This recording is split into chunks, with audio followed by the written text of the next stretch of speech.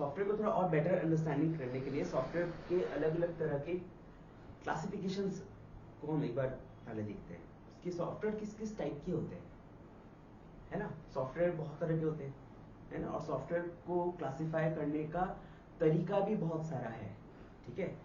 जैसे अगर हम बात करें फर्स्ट क्लासिफिकेशन सॉफ्टवेयर का, तो सॉफ्टवेयर को हम क्लासिफाई कर सकते हैं बेस्ड ऑन कि सॉफ्टवेयर क्या काम करता है, ठीक है।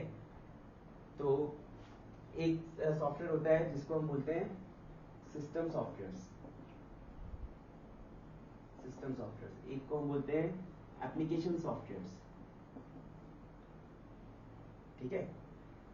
मेनली दो, जिस कैटेगरी बात कर रहा हूं उसमें दो कैटेगरी है, system application, system softwares and application software. दोनों में फर्क पता है आपको? नहीं? चलो आएंगे। दूसरा अगर हम क्लासिफिकेशन देखें तो दूसरा क्लासिफिकेशन हो सकता है बेस्ड ऑन कि सॉफ्टवेयर कहाँ एग्जीक्यूट हो रहा है।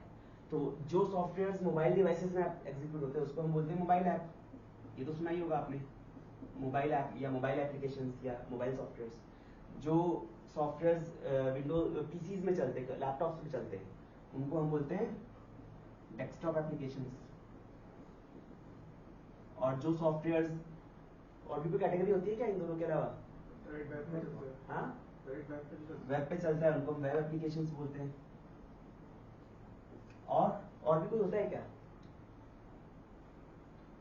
नेटवर्क को कह सकते हैं, नेटवर्क भी होता है, बिल्कुल। नेटवर्क एप्लीकेशंस भी होती है जो राउटर्स में चलते हैं। और भी कोई होता है क्या?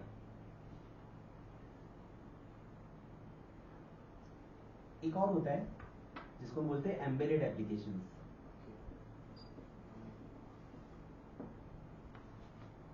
एम्बेडेड एप्लीकेशंस जो डायरेक्टली हार्डवेयर पे होता है, जो एम्बेडेड डिवाइसेस पे चलता है, जो आईओटी में चलता है। नॉर्मली आईओटी सुना है आप लोगों ने? Internet of things. Internet of things में नॉर्मली जो एप्लीकेशंस होती है वो एम्बेडेड एप्लीकेशंस होती है, ठीक है। मतलब कि अगर जैसे आपका स्मार्ट बल्ब है, स्मार्ट लाइट है, लेट अस से, है ना। तो स्मार्ट लाइट के अंदर जो ऐप चलेगी, ना तो वो मोबाइल है ना।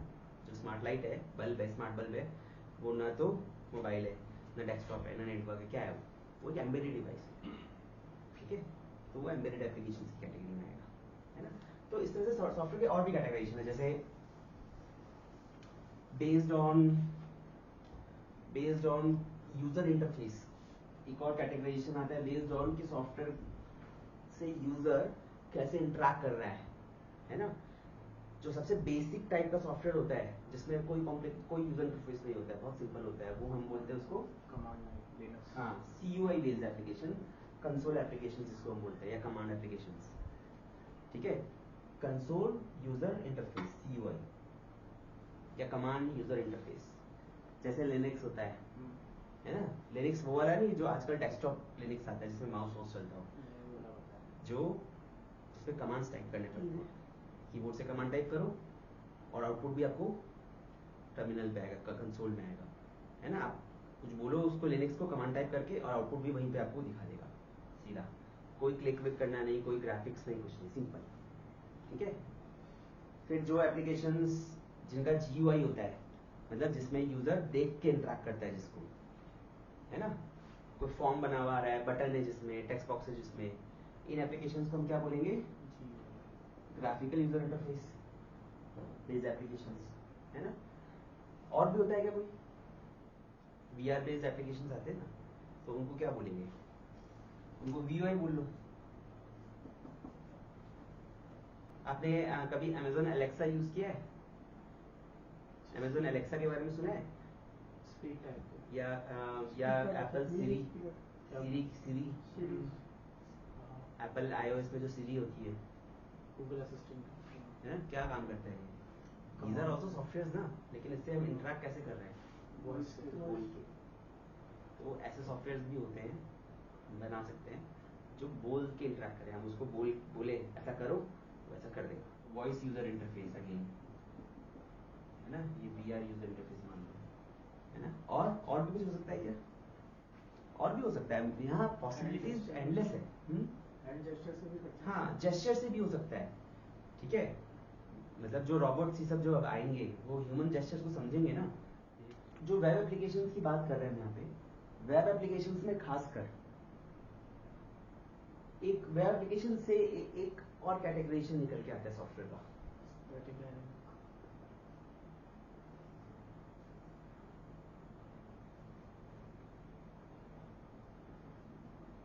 सर्वर साइड एग्जीक्यूट होने वाले एप्लीकेशंस और क्लाइंट साइड एग्जीक्यूट होने वाले एप्लीकेशंस,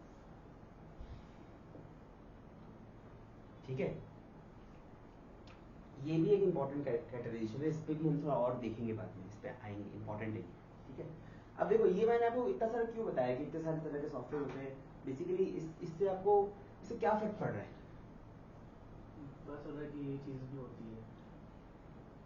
एक सॉफ्टवेयर का बिहेवियर, उसका काम करने का तरीका, उसको बनाने का तरीका और बहुत सारे फैक्टर्स, बहुत सारी चीजें डिपेंड करती है इन कैटेगराइजेशन के ऊपर। जैसे अगर आपको पता है कि आप एक GUI बेस्ड एप्लीकेशन बना रहे हो और मोबाइल के लिए बना रहे हो, तो आपको बहुत सारी चीजें पता चल गई उसके बारे में, ठीक है। तो सिस्टम और एप्लीकेशन सॉफ्टवेयर को समझने के लिए थोड़ा सा कल वाले कंसेप्ट पे आते हैं कि कंप्यूटर्स में दो पार्ट होते हैं, सॉफ्टवेयर एंड हार्डवेयर, है ना। ये दो पार्ट का अपना अपना रोल है, ठीक है। अल्टीमेटली किसी सॉफ्टवेयर को, या चलो कंप्यूटर को, ब्रॉडली स्पीकिंग कंप्यूटर की बात करते हैं, कंप्यूटर का यूजर कौन होता है, कंप्यूटर को कौन काम में लेता है, किसके लिए मशीन होती है? हम लोगों के लिए। मशीन्स हम लोगों ने अपना कोई काम करवाने के लिए बनाई है ना। कंप्यूटर भी हमने क्यों बनाया है? ताकि हम अपना कोई काम कंप्यूटर से करा सके। तो बेसिकली दो एंटिटीज है हमारे पास, एक है कंप्यूटर और एक है उसका यूजर। यूजर कंप्यूटर को कुछ बोलता है फलाना काम करो, कंप्यूटर वो काम करता है और बदले में यूजर को रिजल्ट दे देता है कि ये लो। यहां तक ठीक है? यही होता है ना। अब एक कंप्यूटर क्या है? एक मशीन है। Basically what is a computer? It is a machine, ठीक है। प्रॉब्लम यहां पे क्या है कि एक यूजर जो इंसान है वो एक मशीन से बात कैसे करे, इंटरेक्ट कैसे करे, उसको अपनी बात समझाए कैसे। तो बेसिकली ये एक क्या है? स्विच, एक इंटरफेस है। इंटरफेस जो टर्म है ना, उसका एग्जैक्टली यही मीनिंग होता है, इंटरफेस। दो डिसजॉइंट सिस्टम्स है, सिस्टम 1 और सिस्टम 2। इन दोनों को आपस में बात करना है, पर ये दोनों एक दूसरे की भाषा नहीं समझते हैं, तो बीच में आ जाता है एक इंटरफेस।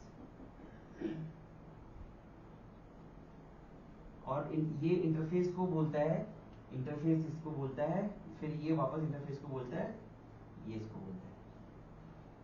इंटरफेसिंग जो टर्म होता है वो एग्जैक्टली यही है, दो डिसजॉइंट सिस्टम्स को कंपैटिबल बनाना, एक दूसरे को समझ सके वो दोनों, ठीक है। यही इंटरफेस होता है। ये टेक्नोलॉजी में हमेशा यूज होता है, हर तरह के हार्डवेयर में। जैसे जब भी कोई सर्किट बनता है ना, तो जो अलग अलग हार्डवेयर को आपस में कुछ कनेक्ट करना होता है तो बीच में इंटरफेसिंग होती है उनकी, बीच में थर्ड हार्डवेयर होता है जो उन सबको कनेक्ट करता है आपस में, है ना। These are all interfaces. तो यहाँ पे अब यूजर है और मशीन है, और खासकर जो हमारा कंप्यूटर जो मशीन है वो बाइनरी समझता है, ये तो आपको पता ही है। Computers are binary devices. एक यूजर एक कंप्यूटर को 0101 में कब तक बताएगा कोई काम करने के लिए? नहीं बता सकता है ना।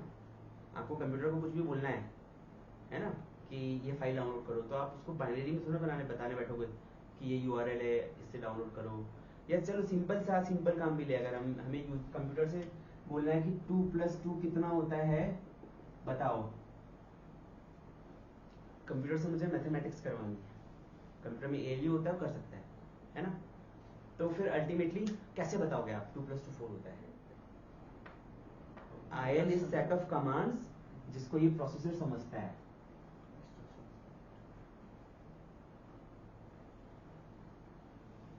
प्रोसेसर किसको समझता है? वो खुद के इंस्ट्रक्शन सेट को ही समझता है। जब भी कोई प्रोसेसर की बात होती है, हार्डवेयर की बात होती है, तो हार्डवेयर से जब भी हमें कोई काम कराना होगा तो हमें हार्डवेयर को उसकी भाषा में बताना पड़ेगा कि ये काम करो। और उसकी भाषा डिसाइड कौन करता है कि उसकी क्या भाषा होगी? वो मैन्युफैक्चरर डिसाइड करता है जिसने प्रोसेसर बनाया है। ठीक है, तो इंटेल ने 8086 बनाया है, तो इंटेल उसका आईएल बनाता है, मतलब उसकी भाषा डिसाइड करता है। और जब भी कोई काम हम इससे करवाना है तो हमें उसकी आईएल में बताना पड़ेगा कि भाई ये काम कर दो। ठीक है, IL is the lowest language जिसको एक प्रोसेसर समझता है, लोएस्ट लेवल लैंग्वेज जिसको एक प्रोसेसर समझता है। ठीक है, आईएल बेसिकली हेक्साडेसिमल कोड होता है normally, E A F G 0015, इस तरह से ये अलग अलग कोड्स चलते हैं। तो अभी यहाँ पे भी बैंडविड्थ डिपेंड करता है कि किसी का कोड दो कैरेक्टर्स का ही हो या किसी का 3 का हो सकता है, डिपेंड करता है कि कितना बड़ा आईएल है।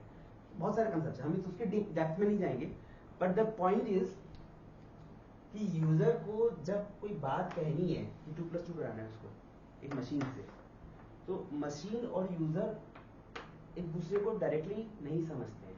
यूजर और हार्डवेयर के बीच में, सीपीयू के बीच में, वी नीड समवन और समथिंग जो दोनों को एक दूसरे की भाषा में बातें समझा सके।